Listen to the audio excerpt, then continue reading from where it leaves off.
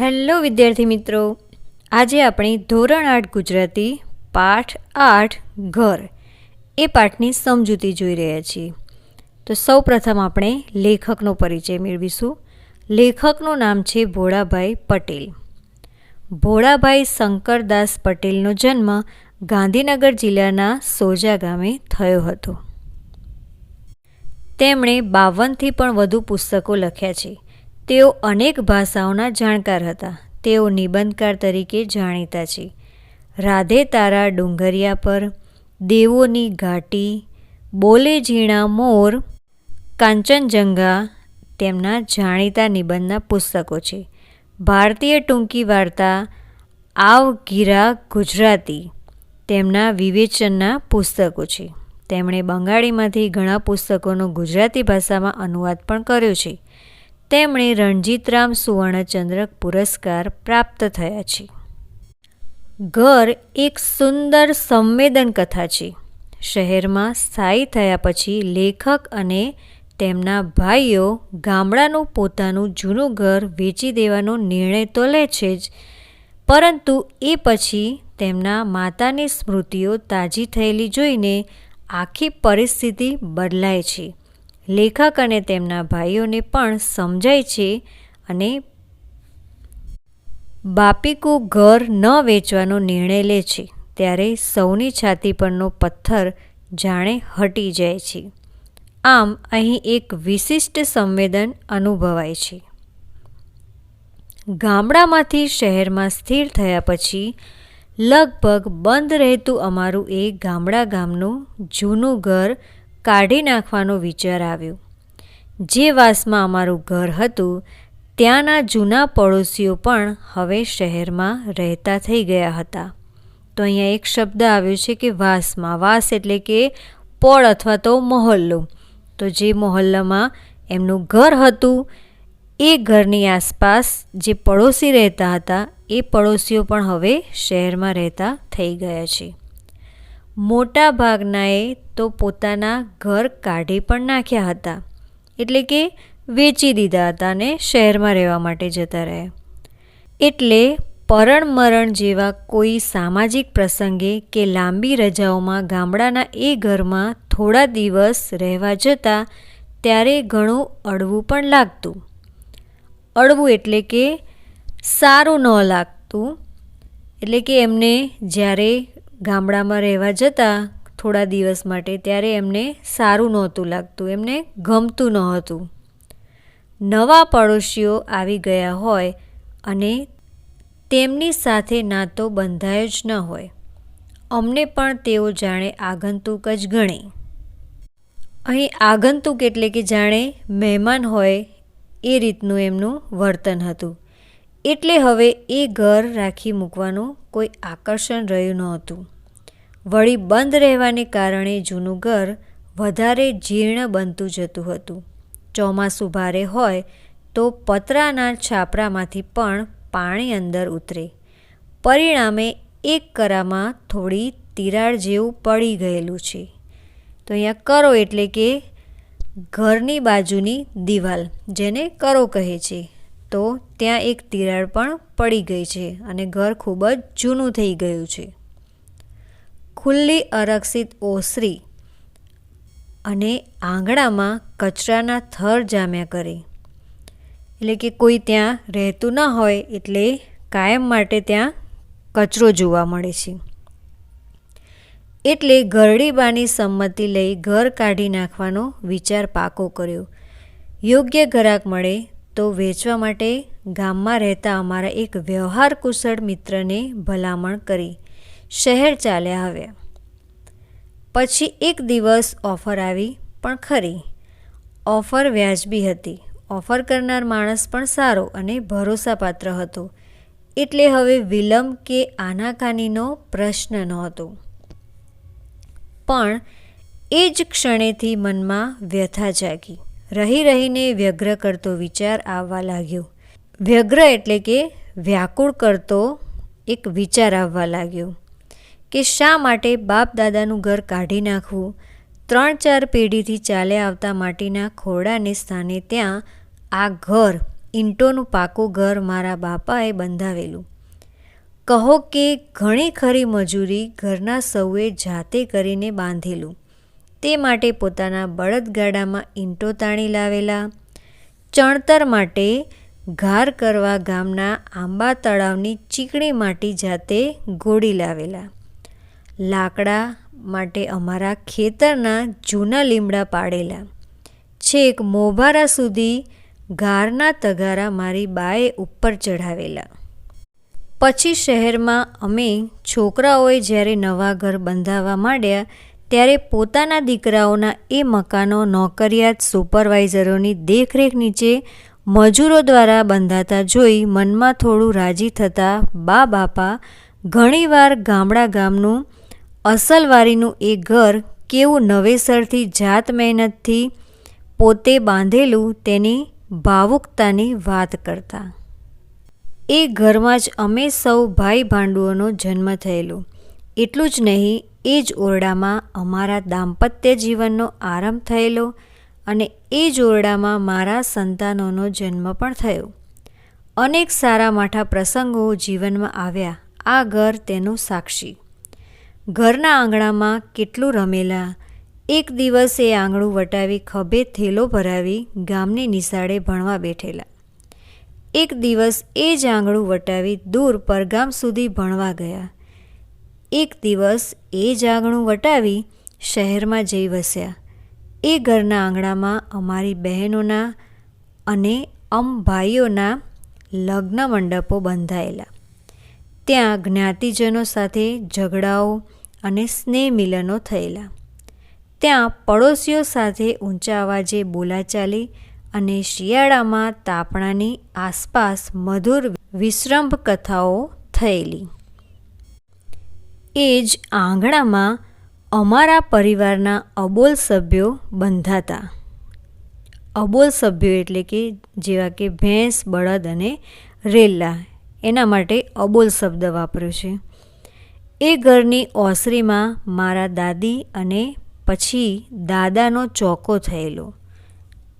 તો ચોકો કરવો એટલે કે કોઈ પણ વ્યક્તિનું મૃત્યુ થાય તો તેને સુવડાવવા માટે લીપીને તૈયાર કરેલી જગ્યા હોય છે જેને ચોકો કહે છે. તો એ ચોકો પણ ત્યાં જ થયો હતો અને થોડા વર્ષો પર મારા બાપનો પણ. અમારા એ ઘરની બંને બાજુએ બીજા ઘર છે. એક ઘર છે મારા ખરેખરના આ જન્મ સાથીનું, તે પણ બંધ છે. મારો મિત્ર રોટલો રડવા દેશના અનેક સ્થળોએ ફરી ગૃહભંગ થઈ હવે અમદાવાદમાં રહે છે. તો રોટલો રડવો એટલે કે આજીવિકા મેળવવી, એટલે કે કમાવા માટે તે ત્યાં અમદાવાદમાં રહે છે. તે પછીના મકાનમાં કાશીફોઈ રહેતા. તેમને ઉઠી ગયે તો વર્ષો થયા. જ્યાં વર્ષો સુધી રેતની કલાકની શીશી લઈને રોજ સામાયિક કરતા તે ઓસરીમાં હવે ફાંદવાળા એક બારોટ સૂતા. તો અહીંયા સામાયિકનો અર્થ, આ પાઠમાં સામાયિકનો અર્થ થાય છે કે નિત્યક્રમ, એટલે કે એમનું રોજનું કાર્ય એ કરતા. અને હવે અત્યારે એ ઓસરીમાં ફાંદવાળા એક બારોટ સૂતા જોવા મળે છે. સામેના ઘરનો માલિક પ્રૌઢ વયે પણ કુંવારો જ ઉઠી ગયો. તે પછી જેણે મકાન લીધું તેણે આંગણાના ઝઘડાઓથી પાડોશી હક સ્થાપેલું. એ ઘર પણ એક દિવસ પડી ગયું અને નવી દિશાને બારણે નવું થયું છે. આમ બધું બદલાઈ ગયું છે. છતાં થવા માંડ્યું કે શા માટે અમારે અમારું એ ઘર વેચી નાખવું. જૂનું તોય બાપ દાદાનું ઘર એ ઘર છે, માત્ર 4 દિવાલો ને છાપરાનું મકાન નથી. મકાન પૈસાથી ખરીદી શકાય, બાંધી શકાય, પૈસા લઈ વેચી શકાય, પણ ઘર એ તો ભાવના છે. ઘર ના હોય તોય ઘરની ભાવના પણ ભલી. એટલે કે અહીંયા ઘર સાથે તેમના જે લાગણી બંધાયેલી છે, તેમના જે સંસ્મરણો છે એ યાદ કરતા લેખક વિચારે છે કે ઘર એ એક ભાવના છે, એક પ્રકારની લાગણી છે ઘર પ્રત્યે. એ માત્ર પૈસાથી ખરીદી કે બાંધી શકાય નહીં. એટલે થવા માંડ્યું કે ભલે ઘર જૂનું થાય, જીરણ થાય, ભલે પડી જાય, પણ ઘર છો રહેતું. બીજી બાજુ પાછું મન તર્ક કરે કે આ બધા લાગણી વેળા છે. જો ગામમાં જવાનું જ ના હોય તો ત્યાં ઘર રાખવાનો શો અર્થ છે? સારા પૈસા ઉપજે છે, એટલા પૈસા ફિક્સ ડિપોઝિટમાં મૂકો ને તોય. તો અહીંયા ફરીથી પાછો લેખક એવો વિચાર કરે છે કે જો આપણે ગામડે ક્યારેય જવાનું થતું જ નથી તો પછી ઘર રાખીને શો ફાયદો? એના કરતાં ઘર વેચીને જે પૈસા આવે એ ફિક્સ ડિપોઝિટમાં મૂકી દેવાના અને ભવિષ્યમાં એ જ પૈસા આપણને કામ લાગશે. એવું એમનું મગજ ફરીથી તર્ક કરવા લાગ્યું. છેવટે ઘર કાઢી નાખવાનો વિચાર રહ્યો. પણ અમે બધા ભાઈઓએ છેલ્લે સપરિવાર બાપ દાદાના એ ઘરમાં સાથે રહેવાનો વિચાર કર્યો. કાયમ માટે કાઢી નાખવાનું છે તો એ ઘરમાં બધા સાથે રહી લઈએ. વળી પાછું ઘણા વખતનું બંધ ઘર ખુલ્યું. તો હવે ઘર વેચી દેવાનું નક્કી જ કરી લીધું છે. તેથી લેખક અને તેમના પરિવારના જે સભ્યો છે, એમના ભાઈઓ છે, એ બધા ફરીથી એક વખત એ જ ઘરમાં પહેલાંની જેમ સાથે રહેવાનું વિચારે છે અને એ જ કારણથી થોડો સમય એ ઘરમાં રહેવા માટે પાછા આવે છે. અને એ જ બંધ ઘર, વર્ષોનું બંધ ઘર હવે ખુલ્યું છે. જોતજોતામાં તો નાના મોટા પરિવારજનોથી એ સોનું ઘર ગાજતું ગૂંજતું થઈ ગયું. મારા એક નગરવાસી મિત્રને પણ આ વેળા તો ગામનું ઘર જોવા સાથે લઈ ગયો. પુરાણા દિવસો પાછા આવ્યા હતા. બાપાના મૃત્યુ પછી મારી બા લગભગ ઉદાસીન રહેતી, ઘરના પ્રસંગોમાં રસ લેતી નહીં. તે પણ અહીં આવીને સૌની વચ્ચે પ્રસન્ન લાગી. તો લેખકના બા પણ જ્યારે તેમના પિતાજીનું મૃત્યુ થયું ત્યાર પછી ઉદાસીન રહેતી તેમની માતા એ પણ અહીં આવીને પ્રસન્ન લાગવા લાગી. પરંતુ હવે ઘરની પ્રત્યેક દિવાલ મને ઠપકો આપવા લાગી. ઓસરીમાં જ્યાં હું હંમેશા બેસતો, જ્યાં બેસીને પહેલો એકડો ઘૂંટેલો અને જ્યાં બેસીને પછી દરેક રજાઓમાં ઉચ્ચ અભ્યાસના ગ્રંથો ઉથલાવતો, ત્યાં બેઠો, ત્યાં ભીંતે ટેકો દેતા જ તે મને અંદરથી હચમચાવી રહી. મેં પાછા વળી તેના પર હાથ ફેરવ્યો. તે કહી રહી, આટલે દહાડે આવ્યા અને હવે બસ? હું વ્યગ્ર બની ગયો. આંગણામાં ખાટલો ઢાળીને બેઠો. હવે ત્યાં ગમાણ ખાલી હતી. તો અહીં ગમાણ એટલે કે ઢોરના નિરણ માટે આડું લાકડું રાખીને કરેલી જગ્યા અને જ્યાં ઢોર બંધાતા હોય તેવી જગ્યાને ગમાણ કહે છે. ખીલા હતા પણ ઢોર ઢાંખર નહોતા, પરંતુ એ બધા જ જાણે એ તરફ નજર જતાં એક સાથે ભાંભરી ઉઠ્યા. હું એકદમ ઊભો થઈ ગયો. શૂન્ય આંખે ભરાયેલું આંગણું જોતો રહ્યો. ઘરના આ નેવા, કેટલા બધા ચોમાસા એનું સંગીત સાંભળ્યું છે. અહીં તોરણ નીચે મારી બહેનો પરણવા બેઠી હતી અને અહીં દાદી, દાદા અને બાપુની નનામીઓ બંધાઈ હતી.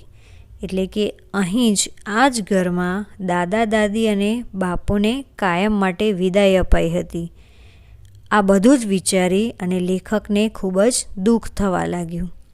ગળે ડૂમો ભરાવા જેવું થયું. ઘરના ઓરડામાં ગયો. બંધ જીરણ ઓરડો વધારે મુખર લાગ્યો. મુખર એટલે કે વાચાળ, જાણે કે ઓરડો એમને કંઈક કહેતો હોય, એમની સાથે બોલતો હોય તેવો તેમને અનુભવ થવા લાગ્યો. પછીતની એક નાની જાળીમાંથી થોડું અજવાળું આવતું હતું. આ ઓરડો એક વેળા કોઠીઓ કોઠલાઓથી ભરેલો રહેતો. એ બધું ક્યારનુંય કાઢી નાખ્યું છે, પણ ત્યાં હજી ખૂણામાં વલોણાની મોટી ગોળી અને ખીંટીએ મોટો રવૈયો લટકે છે. તો અહીંયા વલોણાની મોટી ગોળી એટલે કે જેમાં છાશ વલોવવામાં આવતી એ મોટી ગોળી, મોટું પાત્ર એ પણ હજુ ત્યાં છે. અને ખીંટીએ ભરાવેલો રવૈયો. તો રવૈયો એટલે કે જેના દ્વારા દહીં વલોવવામાં આવે છે એ રવૈયો ત્યાં હજુ પણ લટકે છે. અહીં હું જન્મેલો, મારા સંતાનો પણ. હવે વચલા ખંડમાં જ્યાં અમે સૌ જમતા ત્યાં થઈ ફરીવાર ઓસરીમાં આવું છું. બા એકલી બેઠી છે. અત્યારે સૌ આગા પાછા છે. જોઉં છું તો ઘરડી બા રડતી હતી. બાને ઓછું ભણાય છે, ઓછું સંભળાય છે. હવે જાજુ કાઢે એમ પણ નથી. મેં પાસે જઈ પૂછ્યું, આ શું? તું રડે છે બા? અને એનાથી મોટેથી રડાઈ ગયું. આ ઘર એટલું માંડ આંસુ અને હિબકા સાથે બોલી. બાપુજીના અવસાન વખતે નહોતી રડી એટલું બા રડી રહી હતી. ધીરે ધીરે હિબકા વચ્ચે એમણે કહ્યું, આ ઘર હું જીવું છું ત્યાં સુધી ના કાઢશો. હવે હું ઝાઝા દિવસ નથી. ઝાઝા દિવસ એટલે કે હવે હું વધારે સમય અથવા તો વધારે દિવસ જીવવાની નથી. અને અંતે બા એટલું જ બોલે છે કે પછી તમારે અને આગળ બોલી શકતા નથી. એટલે કે હું જીવું છું ત્યાં સુધી તમે આ ઘર વેચશો નહીં અને મારા મરણ પછી, મારા મૃત્યુ પછી તમારે જે કરવું હોય એટલે કે ઘર વેચવું હોય તો વેચી દેજો, પણ હું જીવું છું ત્યાં સુધી ઘર વેચશો નહીં, એવું અહીં બા કહેવા માગે છે. અહીં કેટલાક શબ્દાર્થ આપ્યા છે. વાસ એટલે કે પળ અથવા મહોલ્લો. વ્યગ્ર વ્યાકુળ. અસ્થિર ગભરાયેલું અજંપાવાળું. વિશ્રંભ કથા એટલે કે ખાનગી વાત. ભાંભરવું ગાયનું બરાડવું. રાગ મોહ એટલે કે મમતા આસક્તિ. ગૃહ દેવતા ઘરના દેવ. રેલ્લા એટલે વાછરડા. સામાયિક અહીં નિત્યક્રમ. મુખર વાચાળ. ભલે. શબ્દ સમૂહ માટે એક શબ્દ. આવી પડેલું વગર નોતરે આવેલું અતિથિ જેને આગંતુક કહે છે. જીર્ણ છેક જૂનું ઘસાઈ કે ખવાઈ ગયેલું એટલે કે જીરણ. ઘરની બાજુની દિવાલ જેને કરો કહે છે. રક્ષિત નહીં એવું અરક્ષિત. વ્યવહારની બાબતોમાં કુશળ અથવા તો વ્યવહાર દક્ષ જેને વ્યવહાર કુશળ કહે છે. ઘરનો શરૂનો ખુલ્લો ભાગ એટલે ઓસરી. માટીની ભીંતનું નાનું ઘર ઓરડી જેને ખોરડું કહે છે. લીંપવા માટે બનાવેલો છાણ માટીનો ગારો ગાર. મરનારને સુવાડવા લીંપીને તૈયાર કરેલી જગા એટલે ચોકો. ઢોરના નિરણ માટે આડું લાકડું રાખીને કરેલી જગા જેને ગમાણ કહે છે. લાગણીના ઉભરાથી છાતીમાં ભરાતો ડચુરો એટલે કે ડૂમો ભરાવો જેને ડૂમો કહે છે. ઘરની પાછલી ભીંત પછીત. વલોવવું તે વલોવાની ગોળી વલોણું. દહીં વલોવાનું ગોળ વાસણ ગોળી.